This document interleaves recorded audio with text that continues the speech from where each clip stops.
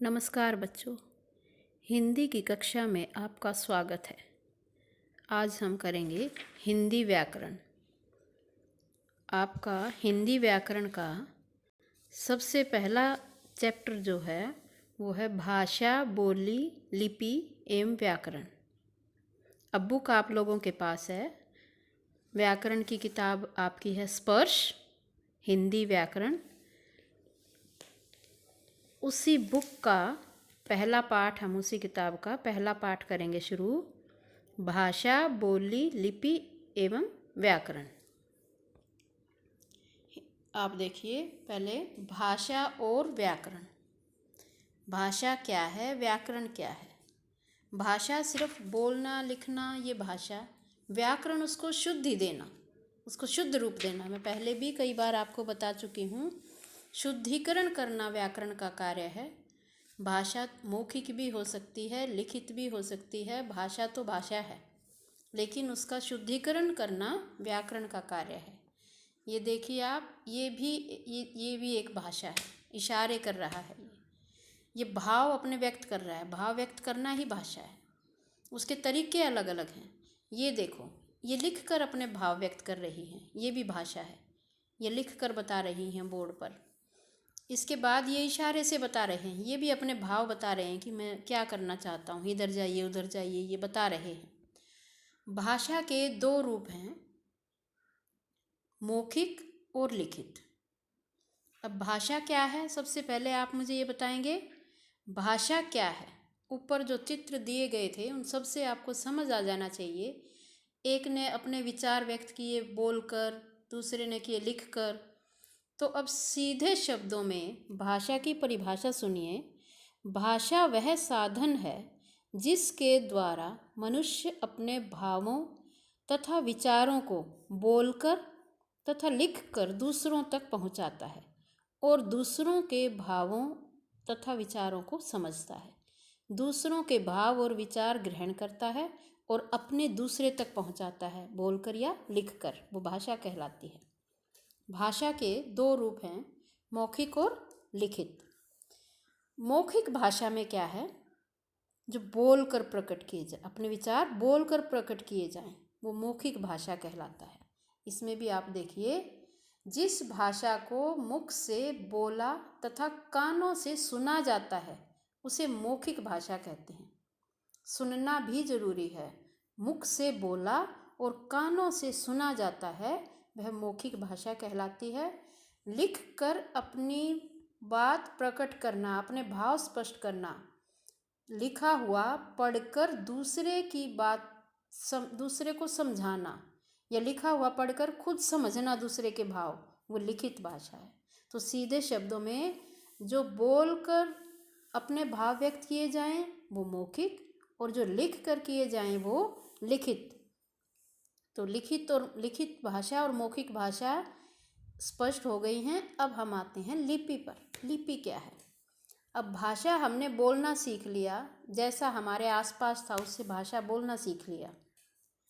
अब उसको लिखने का रूप किसने दिया? उसको जो वर्ण बनाए हैं हमारे, वो किसने बनाए? वो क्या है? वही लिपि है। कि ऐसे अ लिखा जाएगा, ऐसे क लिखा जाएगा, ये इसको ख बोलते हैं, इसको ग बोलते हैं, ये सब लिपि है। लिपि या लेखन प्रणाली का अर्थ होता है किसी भी भाषा की लिखावट या लिखने का ढंग। कि भाई अ को कैसे लिखेंगे, क को कैसे लिखेंगे, ज को कैसे लिखेंगे, ये सब लिपि कहलाता है। ध्वनियों को लिखने के लिए जिन चिन्हों का प्रयोग किया जाता है वही लिपि कहलाती है।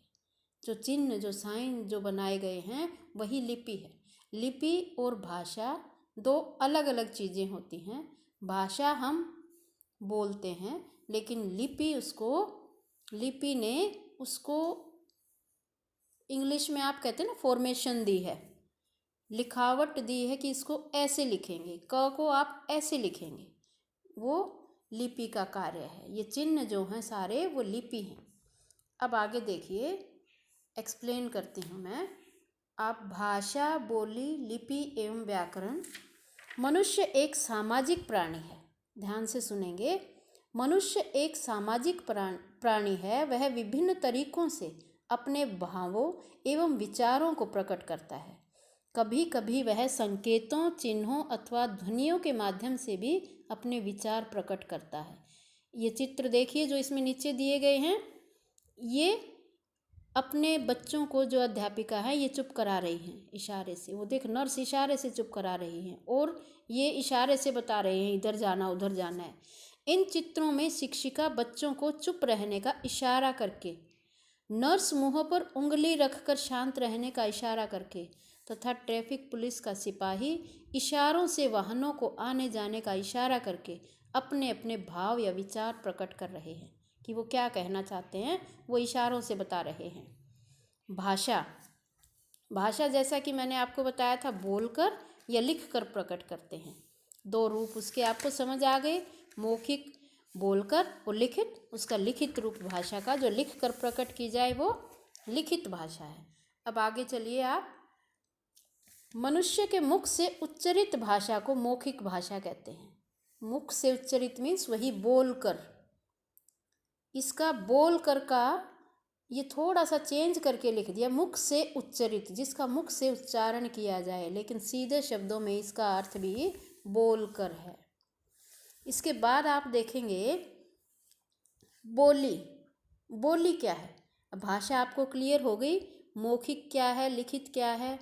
इसके बाद हम आते हैं बोली पर। बोली भाषा का अल्प विकसित एवं क्षेत्रीय रूप है जो किसी विशेष क्षेत्र विशेष में बोली जाए। किसी एरिया में, क्षेत्र विशेष में जो बोली जाए, किसी क्षेत्र विशेष में प्रयोग की जाने वाली मौखिक भाषा बोली कहलाती है। अब लिपि पे आएंगे। लिपि का की परिभाषा बताऊंगी अभी। वैसे मैंने आपको बता दिया जो चिन्ह हैं। भाषा के लिखित रूप के लिए कुछ चिन्हों की रचना की गई है जिन्हें वर्ण कहा जाता है। मौखिक ध्वनियों को लिखित रूप में प्रकट करने के लिए निश्चित किए गए चिन्हों की व्यवस्था को लिपि कहते हैं। ये लिपि की परिभाषा है। आप बोली की परिभाषा लिखेंगे, लिपि की परिभाषा लिखेंगे। पहले भाषा की लिखेंगे, भाषा के दोनों रूप लिखेंगे, मौखिक और लिखित।